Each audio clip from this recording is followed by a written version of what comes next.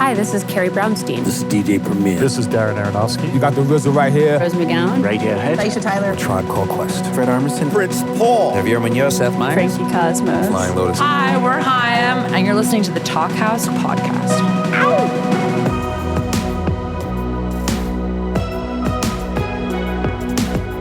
Hello and welcome to the Talkhouse Podcast. I'm Josh Modell. On this week's episode, we've got a conversation between two young performers who are just this week starting a huge tour together, Marcus King and Neal Francis.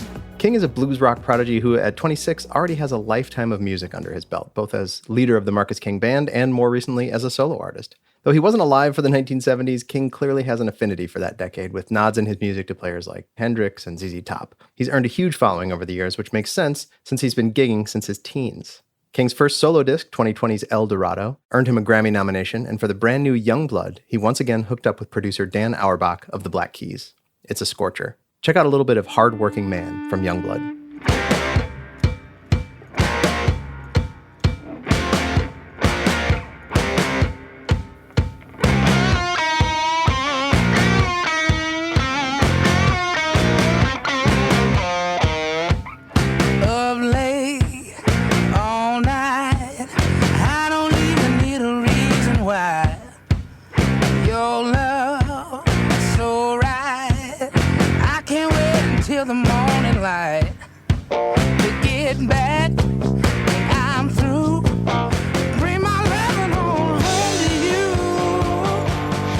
Neal Francis is similarly enamored of 1970s sounds, though he leans more toward the funk and soul sides of things. Francis was in a band in his hometown of Chicago called The Herd, but graduated to more sophisticated sounds as a solo artist. Think Sly Stone, Elton John, and you're on the right track. His latest album for ATO Records is called In Plain Sight, and it was partly inspired by Francis's time living in a haunted church in Chicago. Check out a little bit of Problems from In Plain Sight right here.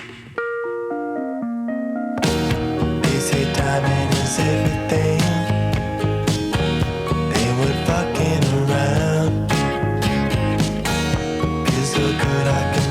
Say I can show my face round town, but they said you here to me with plans of tying me down. You know you got everything going on just right. It's just not right now. What both Marcus and Neal's records share is a little more seriousness than you might immediately hear in what sounds like party-friendly music. Both have had their bouts with substance issues and messy breakups, and those things make it into their songs. They're both also really interested in ghosts, as you'll hear. King isn't sure whether alcohol made him see a demon, but he's definitely seen one. They also talk about growing up bluesy, how David Lynch might translate into music, and the time-honored tradition of drawing dicks on dressing room walls. Enjoy.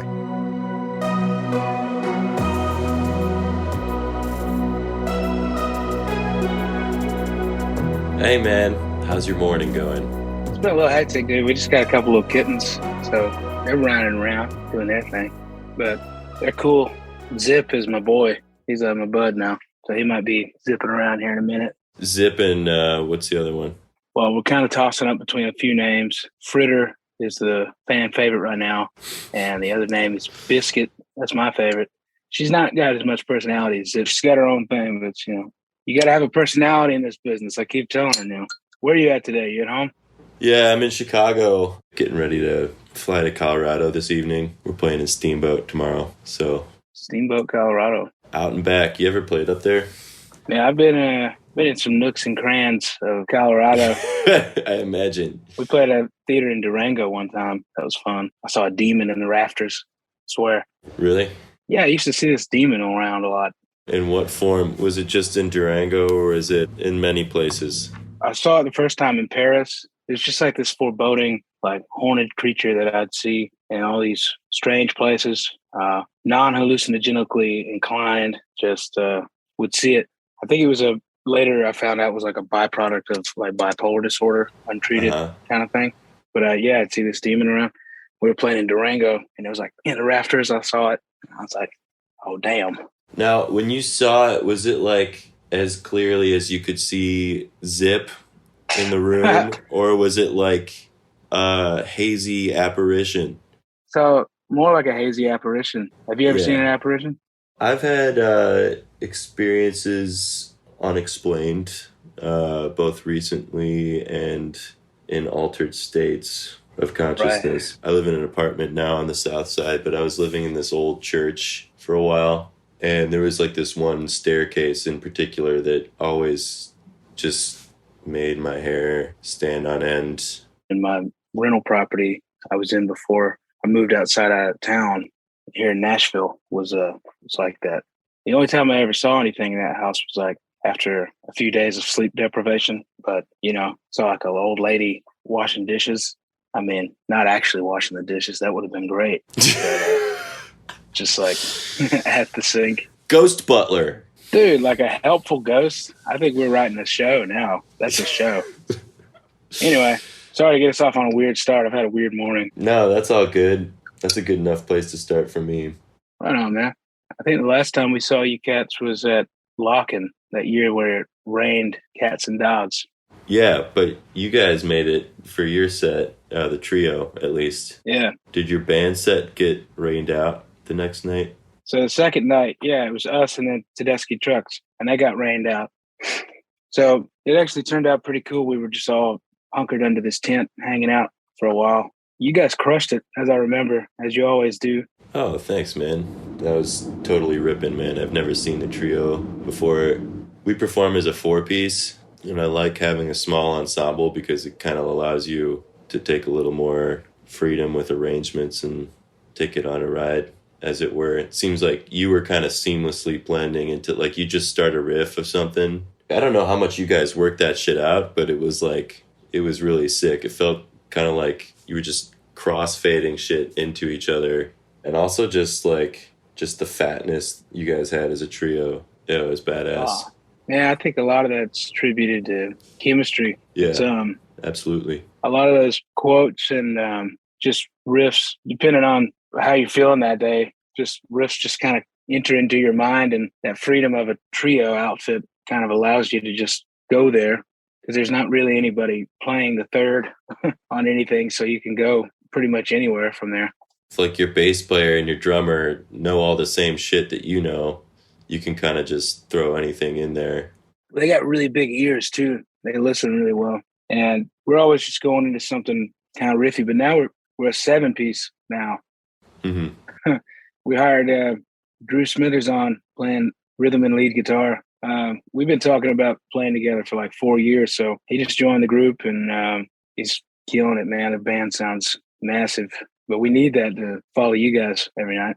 I think it's going to be a blast. We've been like really hitting it this year. This is kind of new for us in the grand scheme of things because we were supposed to do this in 2020 where we were just playing a shitload, but that had to wait for a little while, obviously. Oh, man, what happened?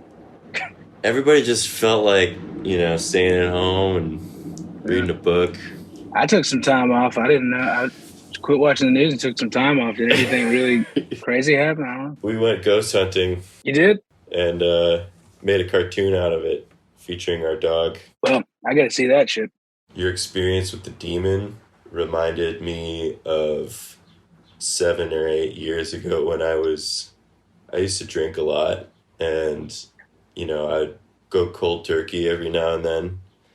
And, I guess they would call this delirium tremens when you start seeing stuff. Yep. And that was the most insane hallucinations I've ever had in my life, like more vivid than acid or mushrooms or anything. It was like I could watch a cartoon play itself out on a wall. It wasn't fun at all, like acid or mushrooms.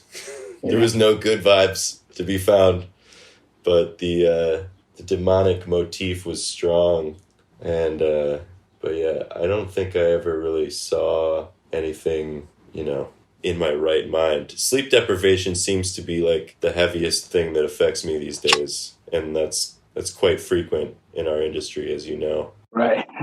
You may have just blew my mind a little bit because every account that I have, the first time being in Paris, and I had walking pneumonia, but pre-COVID, remember when we used to tour and even though you were sick, everybody was like, no, you still got to do it. Yeah. But now you're like, I got a sniffle. And they're like, you should probably quarantine for a month. You know what I mean? So you remember when we used to tour through everything else? So I had pneumonia in Paris and I was sleeping on a couch, and so I couldn't really drink because I was on like antibiotics and stuff. I don't really drink as much as I used to, but I would go. That's the only way I know how to not drink is cold turkey. So it seems that every account that I have for this demon creature that I see seems that alcohol wasn't a factor. So It wasn't there, but perhaps correlated to the absence of alcohol is the presence of the demon. yeah, Hence the name spirits. I think that's why we do what we do. We're maybe more susceptible to that kind of stuff. Perhaps active imagination seems to be a common trait. Yeah. I was just listening to your, I guess it's an EP you released. It said a single, but there are like 4 tracks that you released this year. Oh, yeah. Yeah, we had a live track on there from Chicago, actually. Sherry Berry. We did that at Buddy Guy's. Oh, you played at Buddy's? Yeah, that was a trip. Man, I used to play there a lot.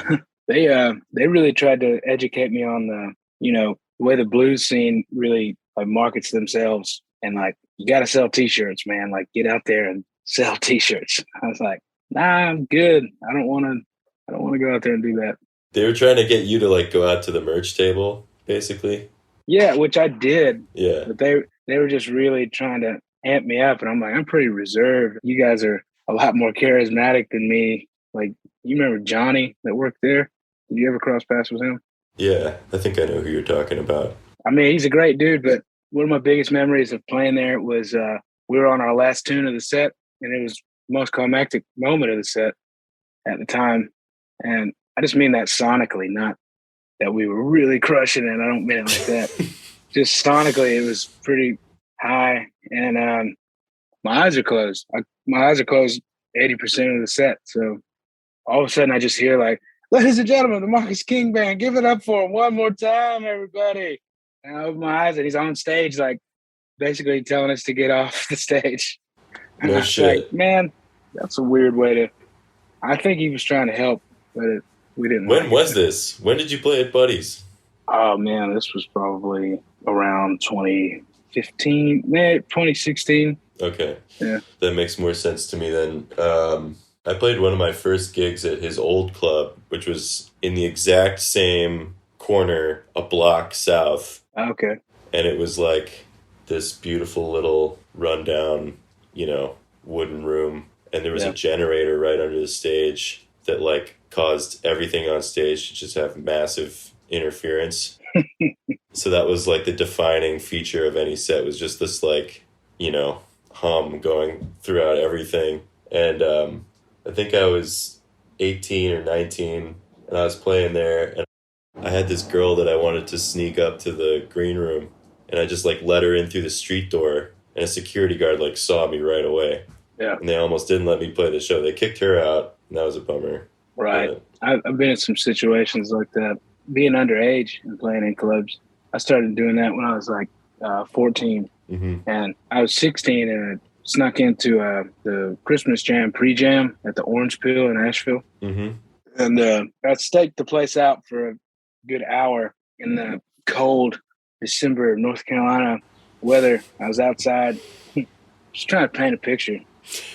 I'm like outside, I'm watching, trying to see who's entering this bottom stage door that doesn't have a laminate or a sticky. And as soon as I'm thinking that, the catering truck pulls up and it's all just regular dudes. I was like, I'm a regular guy. I'm going to go grab a tray of potatoes. And I went and grabbed like a big tray of food and just started like helping the crew out. And I got in there, but the fault in my plan was I didn't know the layout of the building. So I was in the basement, and that's like a separate little bar called Pulp. And they got on to me pretty quick because I just kind of stopped helping and just got a ginger ale and just got to watching the set. And Los Lobos was sitting right beside me. And I know those guys now, but at the time they were like, could you get out of the way? And I was just in everybody's way. So, they were on to me pretty quick. And the owner, who's now a friend of the Orange Peel, he ended up just calling my dad. And my dad's like, he's not drinking. He's not there to drink. He's there to try to give his demo to somebody. Like, don't call. But they blacklisted me from the Orange Peel. Really? And then we later played there. That's all. No harm. But you know, just being a punk kid. I mean, I really wasn't there to drink, though, which I think that saved my ass.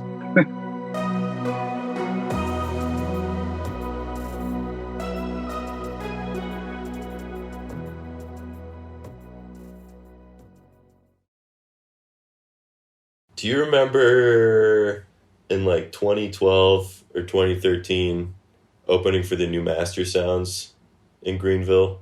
Yeah, dude. I think that was the only time I met you prior to running into you at Lock-In. Oh, shit. Because my band was like the third band on the bill, The Herd. The Herd. Yeah. Crazy, man. Like, it's funny how often that gig comes up in conversation. And there had to have been like 35 people there, but it's come up so many times. It's funny to me. I had no idea you were in The Herd because I remember that lineup, and I remember we backlined all our gear for the new Master Sounds, or I think you guys actually did, because we backlined in Oregon, and they were using y'all's gear because they don't travel with gear. Yeah. Is their whole bit. The owner of the club was a friend of mine, and then later I found out from Eddie that they never got paid for that show. And he's like, I'm going to have a word with that owner one day. I was like, well, he died. He died. How like, convenient. Alan was my bud, but like he just partied and partied and partied. The doctor was like, don't do that. And he didn't listen. And he died like in his office chair in the club doing the numbers or whatever. No shit. So I was like, yeah, I don't think you're ever going to get that check, Eddie Roberts. I'm sorry, dude. Damn. But yeah, that just so much unfolded from that one night. I was on that tour. We were like with the new Master Sounds on our way to Swanee to play like Halloween or Bear Creek or something like that. And like the cat was definitely out of the bag on, you know, my drinking problem. And it was the sort of situation where like I wasn't supposed to be drinking, but I was like pretty much any chance I could get. And I just remember you and I like going through the green room beers together, like on the back porch. Yeah. And that was like the last time I saw you. And then I was like, oh shit, Marcus is in Rolling Stone. Like, you know, years later, I'm in like fucking rehab. Just like, oh man. Oh man. Well shit, dude. I'll tell you what, you're the cheese now, man. Like even people on my team are like, hey man, Neal Francis is gonna be opening for you. Like, that's not gonna happen very long. I was like, I know that shit. Man, I'm so excited. So we're really happy to have you on the tour. Likewise. Everyone's so stoked for this resurgence of Neal Francis, dude. I'm so happy to see it. You're crushing it, man. Anybody I bring you up to is just like hollering your praises. I'm super psyched that we're going to be playing the Aragon in Chicago because my dad used to be a roadie / like security dude for Jam Productions in the 70s. Oh, cool. And they were like the big promoter in town back then. You may have done a jam show. He used to work at the Aragon. And that's like the spot, right? like that Aragon is like, have you played there before or been there? Man, it's a pretty big place, right? Yeah, it's huge, man. So like right next door to it, there's a little pizza place. That's where I played. And Oh, right on. there was 13 people there, and it was during the World Series. So I don't remember what year this was. This may have been like 2016 as well. But they didn't have a green room at the pizza place, so they let us use the green room in the Aragon. Mm-hmm. And it was a World Series, so you couldn't park anywhere. But this promoter we used that you may have known, you remember Paul Cook, promoter? Sounds familiar, but I don't know. Dude, he's passed away, but he was an insane human being. And anybody that knows him knows what I'm talking about. And he drove an 05 Chevy Malibu in gold. And the promoter came in and was like, hey, does anybody know this guy just parked in the alley, told me he was with Homeland Security? I was like, I don't know. He was like, he's driving a Chevy Malibu in 05. Like, yeah, I don't know who that is. And then Paul came in. Like, they had to have crossed paths with each other. Like, you can't park on the street anywhere in Chicago at this time. And he just, like, pulls up right in front of the building. It's like, I'm Homeland Security. What's up? And, like, knowing his personality, he's so loud and just boisterous. What a character. But that's the only memory I have of that theater. So it's high time we get a new one. Yeah, you're going to like it, man. It was built in the 1920s as like a dance hall for, you know, big band. The interior is designed to look like the Alhambra Palace in Spain. Every surface is covered with mosaics, and there's like this Spanish castle they constructed that's like the balcony, and there's like a one of those like night sky ceilings with like the twinkling stars. I love that. They don't build them like that anymore, obviously, but No. that place is probably haunted as fuck. I'd have to imagine. Right. It was reminding me of this place we played in Buffalo, New York, and they took us on a ghost tour afterward. And like you go down into the basement, and like there used to be like these tunnels and shit, and like they'd hide money there or whatever, or booze during the Prohibition era. Mm-hmm. And Capone had like a standing like card game that he'd have down there. So like just wild stories and just wild energy. My horn players were behind me, and they both heard like a little girl laughing in the stairwell, and that freaked us out pretty good. The venue owner told us that there was like a racist energy down there too, and like he couldn't get anybody to come like work on the plumbing, because he said like two dudes came and like left and like never said anything. They just left because like this racist energy's down there just like fucking with people. What do you think ghosts are? What's your educated opinion or uneducated opinion? What's your gut? People say they could be trapped spirits in between this realm and the next. I've also kind of subscribed to that idea that we're all just, as human beings, we're all a little bit self-absorbed, and we're all a little bit narcissistic to think that the spirit realm even wants to hang out with us. You know what I mean? I just think maybe it's something we create in our minds to give us a little bit of a sense of not being alone, even if we are alone. But I don't know. I've been on a lot of ghost tours. So when you're on the road with me, we're hitting some ghost tours. Sounds good. Yeah, we should do that. I love it. That's the day off activity, bro. Always. We played at this place in Luxembourg a few weeks ago that had been a monastery. It was built in like 1720, and it was a monastery for a while. Then it was like a prison. It was like the only prison in Luxembourg City. And then during World War II, Luxembourg was officially neutral, but Germany decided to they're like, we're using this prison for political prisoners. So it was a Nazi prison during the war. And then it went back to being like a Luxembourg state prison after that. And now it's like this really fancy arts center. It's like really beautiful what they've done with the space, because it was like all these old stone vaults, like brick, like every single, it must have looked like a dungeon, because it was, right. But they like, put all these, modern finishes in there. Really nice. But you could kind of feel that dark energy. And, after our set, the Prince's band, the New Power Generation, was playing. Yeah. And they're like, in this big plaza outside the prison playing. It's like, oh yeah, live from the prison. Damn. The New Power Generation. It was like, there's so much joy in this space now. It's kind of cool that they're like, the people who were prisoners there could never have imagined something like that happening right outside the bars. Right. It's really weird. It's like, sometimes I think about like when you're recording a tape and you erase what's on the tape, but you can kind of still hear the artifact of something. And maybe it's like what happens in reality creates such an impression that it leaves an artifact on like the space. And so, like when you're in a certain place. That's my super heady explanation. I like it, man, because I don't see it to be that far fetched. I think, just thinking about sound as like a physical thing, and it kind of sticks around. Like there's people who have these auditory hallucinations as just like if you want to call it a disorder. I mean, I think it's a beautiful thing, but like Michael League from Snarky Puppy has that where like sounds are colors. So he's like painting a masterpiece while he's playing. I mean, that's what I've heard secondhand, and I think it's really beautiful. But like that energy's out there, like it's gonna stay. So I don't think it's a very heady, or maybe I'm just kind of heady too, man. I don't know. Last time we were in Luxembourg, they put us in a venue last minute that was way too big and not much of a crowd. And it's like, Sean Paul was playing in the larger part of the venue. The thing they said to like make us feel better was that Sean Paul's having a hard time filling the space as well. I think it's just the economy. It's like, it's the economy. Got it. It's the economy, stupid. Yeah. But that feeling of like, you always want to like be doing your best when you run into someone in your home from your hometown. And like, I don't know, like every other date on that tour, not to be a braggy dude, but like every other date like sold out or was close to sold out.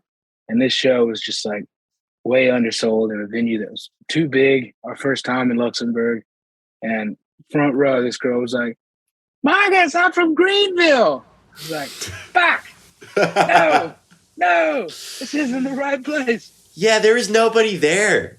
It was bad. Marcus, he's not doing great.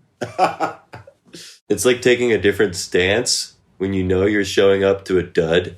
Right. I could kind of get nervous a lot if it's a sold out show, because then I'm like, oh shit, well, now I really got to just, I got to play a sold out show. I got to play like, something that deserves this. And if it's like a big ass room with 10 people there, I'm like, well, fuck it. Sometimes those turn into really good shows because we just don't give a fuck at all. Yeah. Just swinging for the fences, trying weird shit, And that's our favorite thing to do. We do that a lot on like, gigs where we're not feeling the crowd. Mm-hmm. We're not really paying attention or whatever. We're like, all right, 30-minute mountain jam coming up. There you go. Because that's why we didn't really work, I feel like, in the jam scene, quote unquote. Because I'm not going to jam just for the sake of doing it. Like I like to jam if I feel it and the crowd's really giving it to us, or like we feel good. We haven't just been up for 6 days. So like on any given night, like a 3-minute number could be like a 20-minute jam, if it goes there. I want it to go there organically. But for me, I'm way more comfortable in front of a full house just because I've always kind of saw it as like the bed of nail approach. Like you can lay on like 10,000 nails, but you take one away at a time, like you're going to start to feel it more and more. Right. It's going to hurt. But if there's like just like a sea of people, I feel like it's less of a face and it's like one organism I can kind of sing to rather than like having some lady I know from my hometown yelling at me. Right. It's like easier to disassociate in that environment where there are like a shitload of people. I find it difficult to play hometown shows because there's like, no matter how many people are there, like I'm always playing in front of like my ball busting cousins and shit. Ex-girlfriends. Yeah, it's like you never know, but like they're probably not even there half the time. Just like, damn, they heard me fuck up and they know. They always know. They know I suck. They always knew. You're never gonna make it. You're in like a crowd of 1,000 people. You're like, you never. We knew you were gonna shit the bed, Neal. I had a dream 2 nights ago.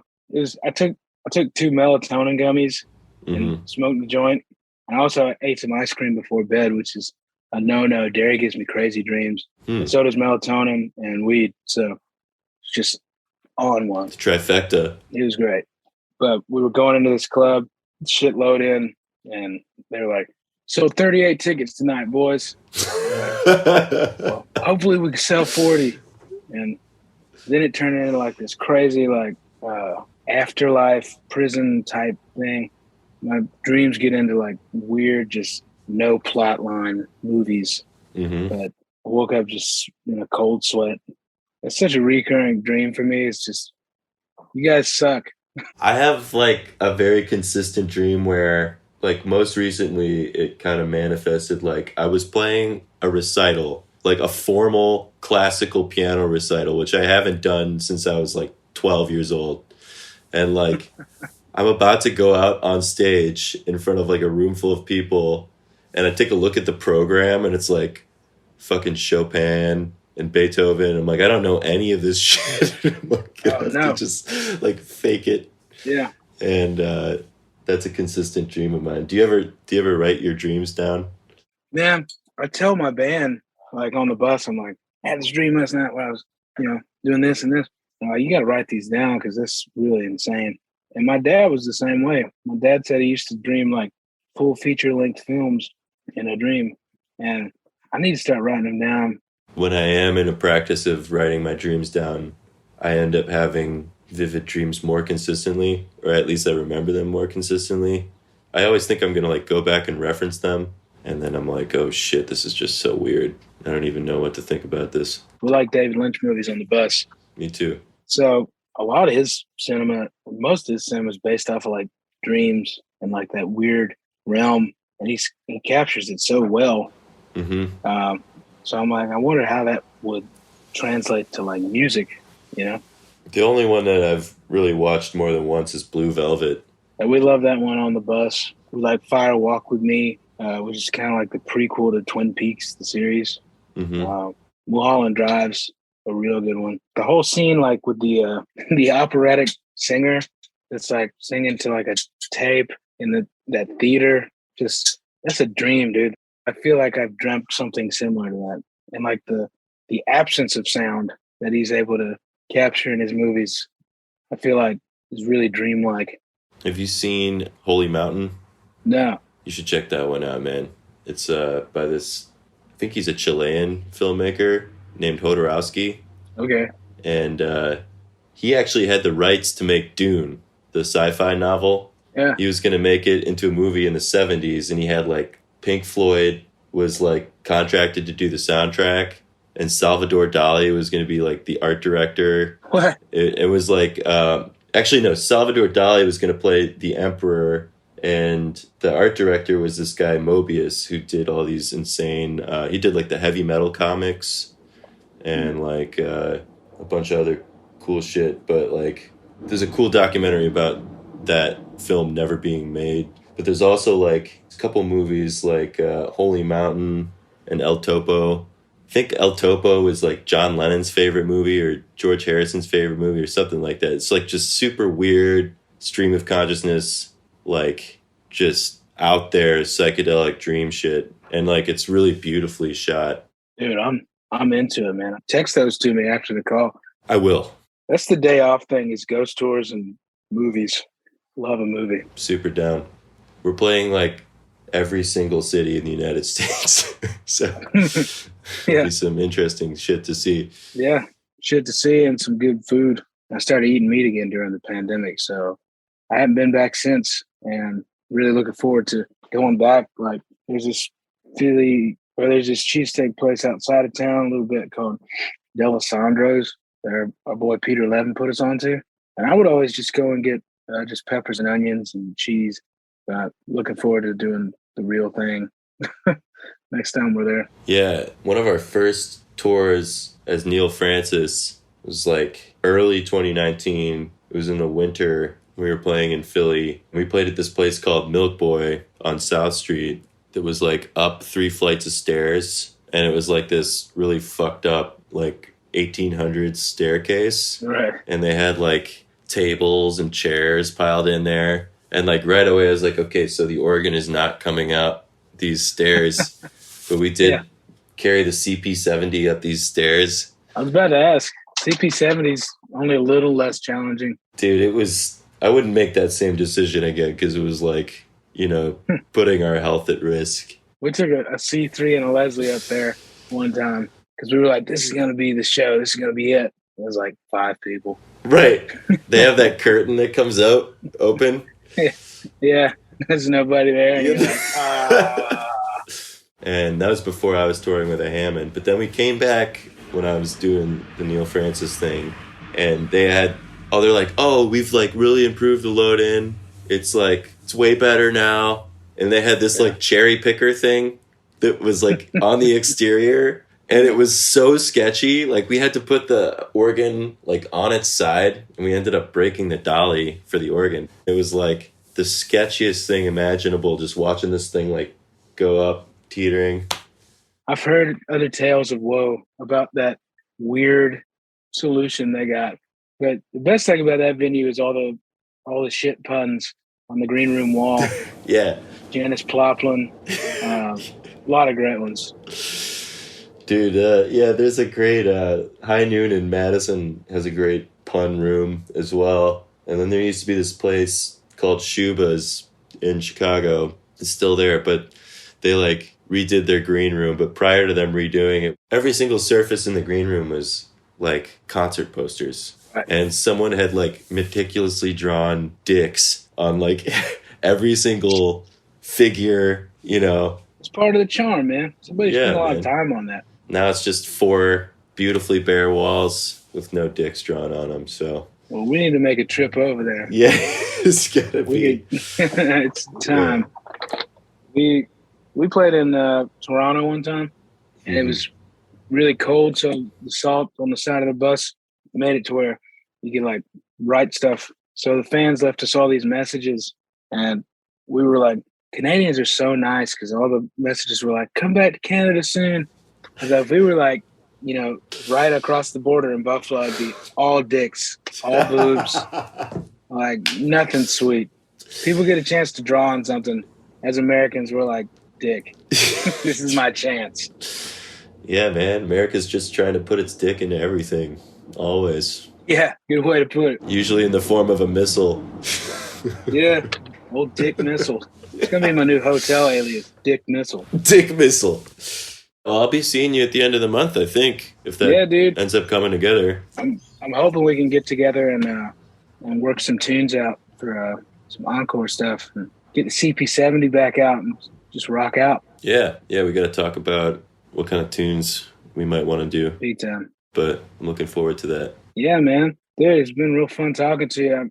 I hate it. This is our longest conversation since we got fucked up at IPA in Greenville. But I'm glad we could do it for everyone else's pleasure, too. Indeed. Yeah. All right, man. Well, I guess I'm going to wrangle these crazy-ass cats. Thanks for listening to the Talkhouse Podcast, and thanks to Marcus King and Neal Francis for chatting. If you like what you heard, definitely follow Talkhouse on your favorite podcasting platform, and check out talkhouse.com for tons of written pieces. This episode was produced by Myron Kaplan, and the Talkhouse theme is composed and performed by The Range. See you next time.